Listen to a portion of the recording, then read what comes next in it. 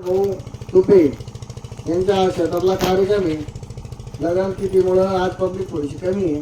त्यांनी सगळ्यांना आमंत्रण दिलं. मला सांगितलं 500 लोकांना आमंत्रण दिलेलं आहे. सगळ्यांना सांगितलं पण 200-300 लोक हजर राहतील. आता शेतातला कार्यक्रम त्याच्यामध्ये ऊन आलं, वारा आलं, सगळं झालं. आता मी काही प्रवचनकार नाही. 2 शब्द गुरुमाऊलीचे आदेशाला मी बोलायला बसलो मी. त्याच्या समोर माझी एक दिवस ओळख मी पाहिला मुद्दा असं आहे. गुरुकृपेनं नाही आत्मज्ञान वावगापासून साधनांचं असं साधना गुरुकृपादानं जीवाचे कल्याण त्यानं होईल. माझ्या समोर हा जो ग्रंथ आहे भक्तीची जाण गुरु चरणात, भक्तीची जाण गुरु चरणात. आणि आज जो आपला वटसिद्ध नागेशनाथाचा जो 16 आहे, वटसिद्ध नागेशनाथ नवनाथापैकी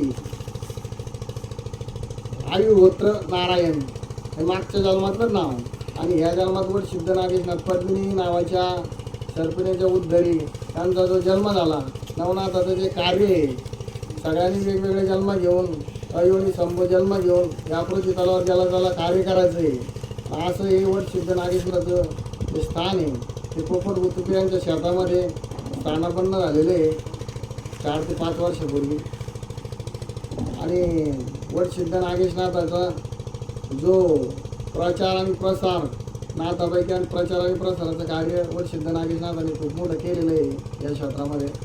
आणि वटसिद्ध नागेशनाथाचा जो जन्म झाला होता तो पद्मिनी सर्पिणीचा उद्धरी झाला असल्यामुळं पुढं त्यांचा जो ब्राह्मणांनी जो सांभाळ केला आणि ब्राह्मण घराण्यामध्ये त्यांना जे संस्कार मिळाले तर त्यांच्या घरामध्ये अशी एक प्रथा होती.